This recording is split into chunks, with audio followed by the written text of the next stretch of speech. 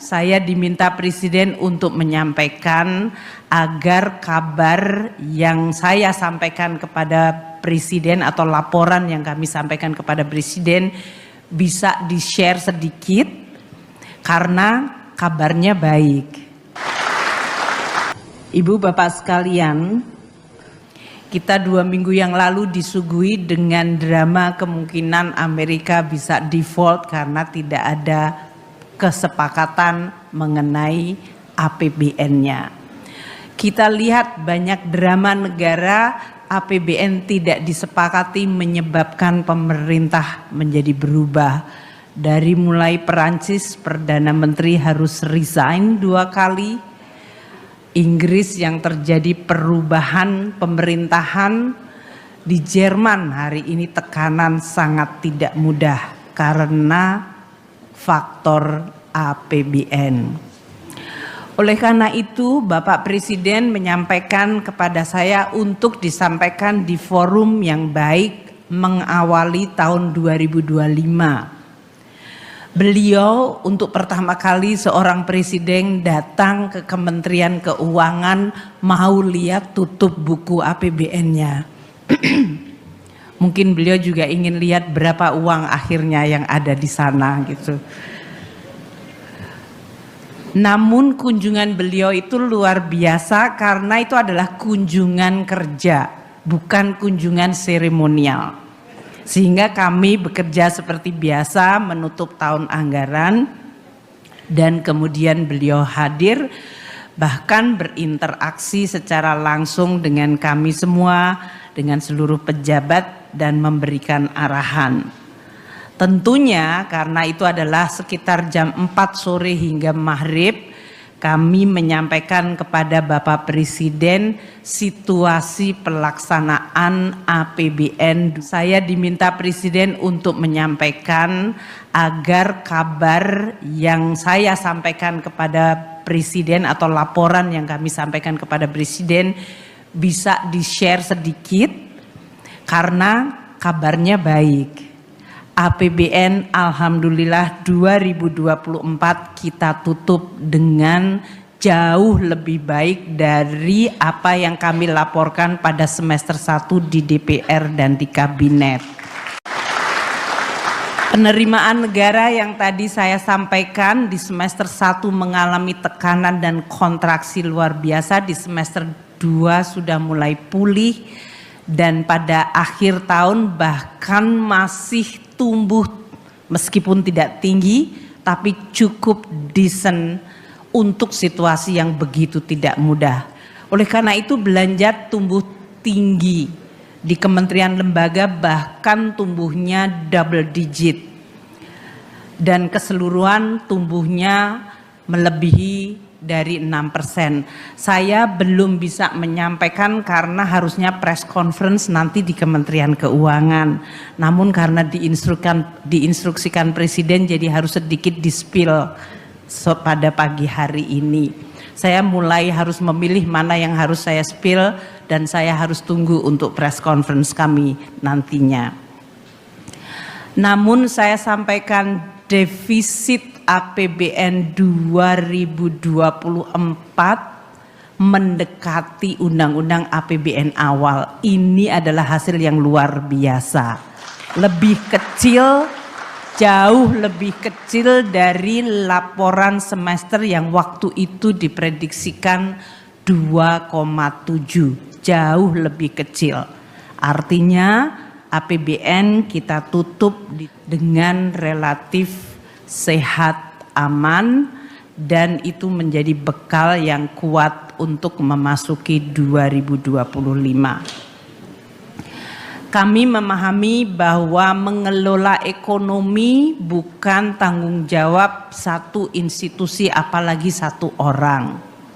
Oleh karena itu pemerintah berterima kasih kepada seluruh komponen Bank Indonesia, OJK, LPS, dan kami sendiri di Kabinet. Terima kasih Pak Rosan dan Pak Budi untuk hadir pada pagi hari ini untuk menunjukkan spirit yang selalu Bapak Presiden sampaikan Bangsa yang ingin maju adalah bangsa yang mampu menjaga persatuan dan kesatuan.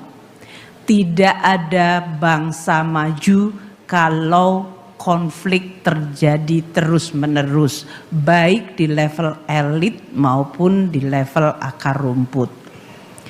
Di dalam hal ini, saya mengulangi lagi apa yang disampaikan Bapak Presiden pada malam di Bank Indonesia.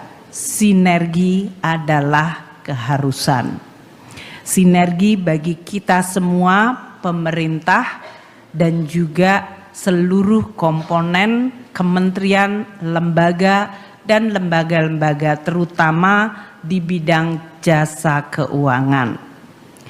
Tadi telah disampaikan oleh Pak Mahendra 4 request. Saya tadi screenshot untuk itu supaya saya bisa merespons langsung gitu kan. Karena saya diminta mewakili Presiden. Permohonan dukungan kepada pemerintah untuk pasar modal Indonesia. 1. Penyempurnaan kerangka pengaturan di sektor keuangan dan penyelesaian produk turunan Undang-Undang P2SK. Yuk kita selesaikan Pak Mahendra sama-sama. Kan sudah sebagian ya Pak ya. Ya, kita targetan. Ini tokohnya ada di sini juga. Ada Pak Gubernur, ada Pak Mahendra, ada Pak Yudi Purbaya, dan juga kementerian lembaga lain di lingkungan kementerian yang ada. Dan kami akan bekerja sama dengan para menteri-menteri terkait untuk bisa menyelesaikan produk turunan P2SK dan pengaturan sektor keuangan yang makin baik, makin memberikan ruang untuk berinovasi, berkreasi namun juga bertanggung jawab, tetap menjaga governance basic dari prinsip pengelolaan korporasi dan bursa yang baik.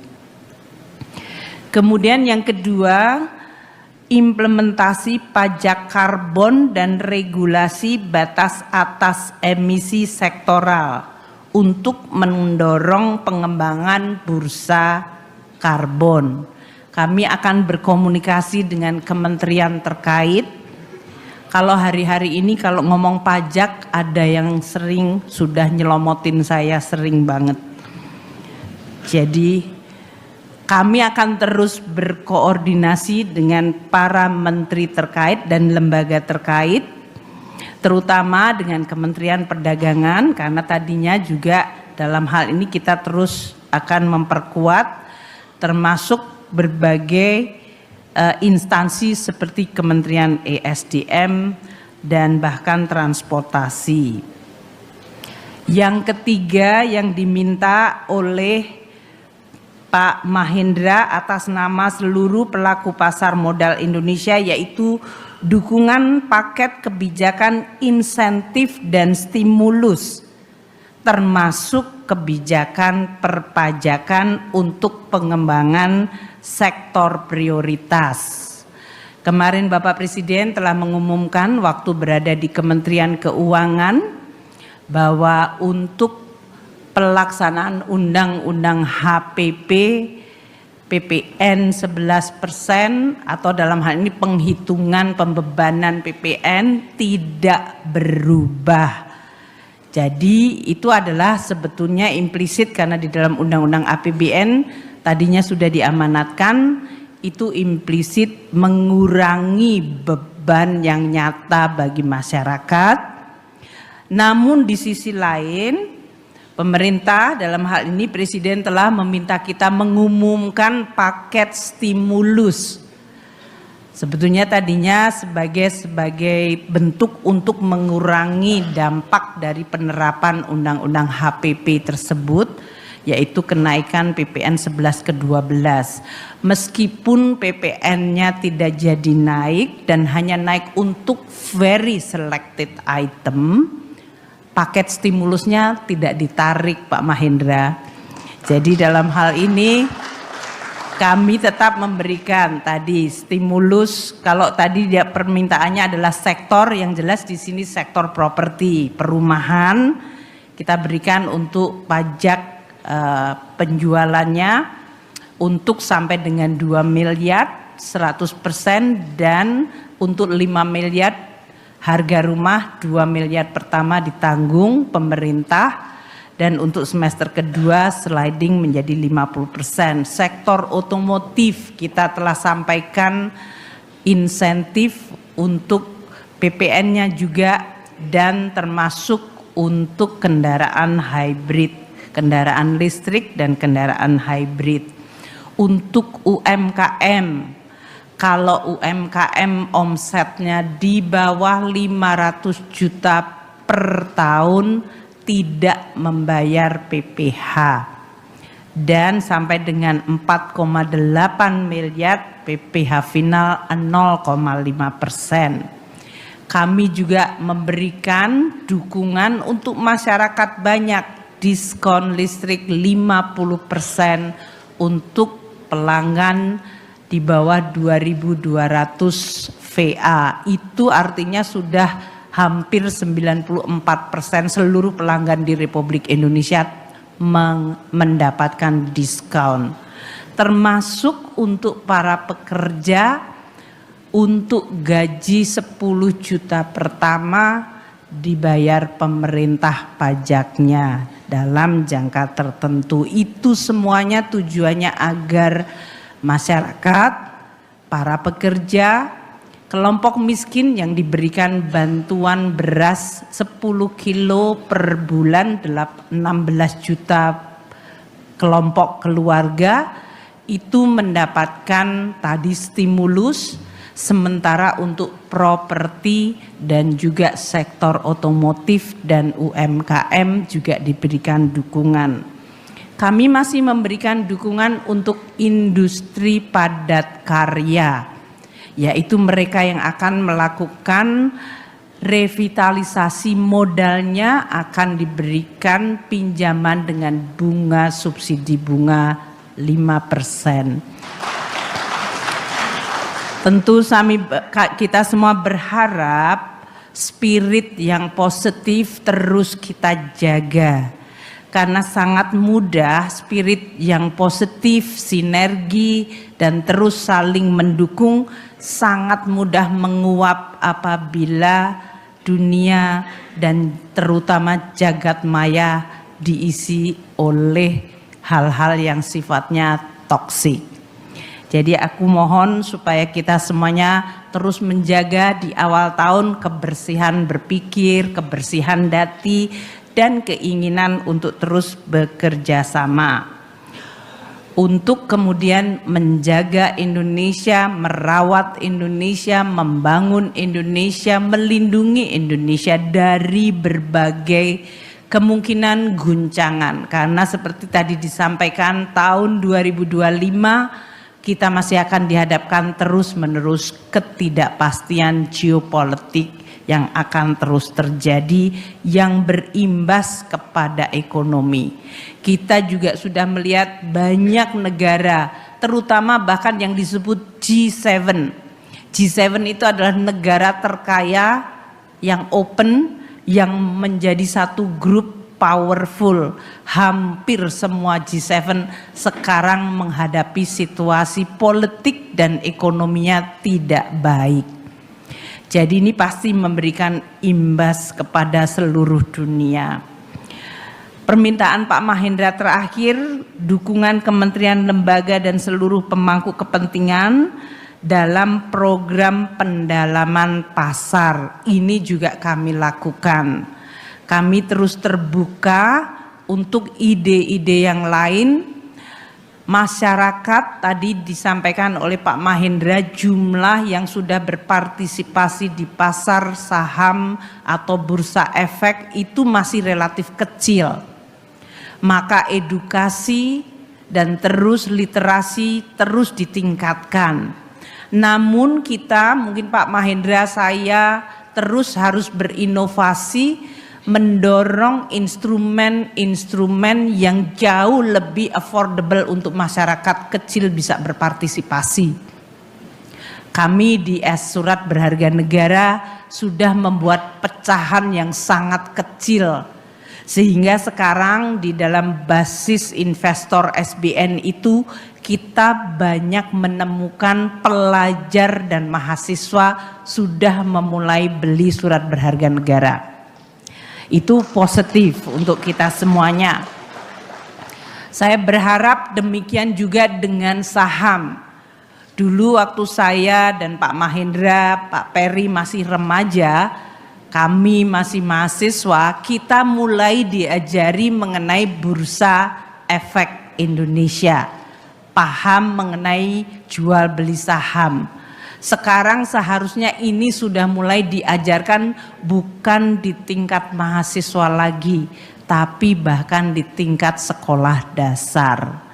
Sehingga mereka menjadi getting familiar with dengan bursa efek. Dan ini hanya bisa dilakukan kalau kita juga bersama-sama. Nanti masuk ke kurikulum, bagaimana cara penyampaiannya, dan bagaimana mereka merasa terbiasa dengan transaksi. Tentunya kalau masyarakat sudah mulai mendiversifikasi tabungan dan menciptakan pendalaman, kita juga bertanggung jawab Pak Mahendra untuk agar saham-saham yang dijual belikan adalah saham-saham yang sehat, yang berasal dari fundamental perusahaan-perusahaan yang dikelola dengan tata kelola yang baik, sehingga masyarakat tidak merasa bahwa mereka membeli sebuah surat berharga yang ternyata tidak berharga. Ini adalah tantangan kita semua. Saya ingin mengakhiri dengan menyampaikan kepada Bapak dan Ibu sekalian pesan Bapak Presiden. Indonesia adalah negara kaya. Kita memiliki banyak sekali kekayaan alam dan kita punya posisi geostrategis yang luar biasa. Dengan kekayaan negara dan amanat para pendiri bangsa kita untuk terus mengelola perekonomian Indonesia dengan azas kekeluargaan, itu artinya kita harus terus peka terhadap kesejahteraan seluruh rakyat Indonesia. Mengelola berdasarkan azas kekeluargaan adalah memanfaatkan seluruh kekayaan negara agar bisa dinikmati dan menciptakan kemakmuran di Indonesia. Ini berarti kita semua harus bekerja keras, melakukan pekerjaan rumah kita, ikut menyumbang dalam memperbaiki, memperkuat, dan mendorong kemajuan. Jangan kita menjadi kelompok yang justru memperlemah. Saya berharap pesan dari Bapak Presiden yang sudah sering disampaikan dan terutama untuk komunitas sektor jasa keuangan juga bisa memiliki gelombang yang sama dengan pemerintah. Sehingga kita bersama-sama ayo jaga Indonesia, perkuat Indonesia, gunakan seluruh anugerah Tuhan Yang Maha Esa kepada bumi, kepada rakyat Indonesia untuk sebaik-baiknya kemakmuran rakyat kita. Terima kasih.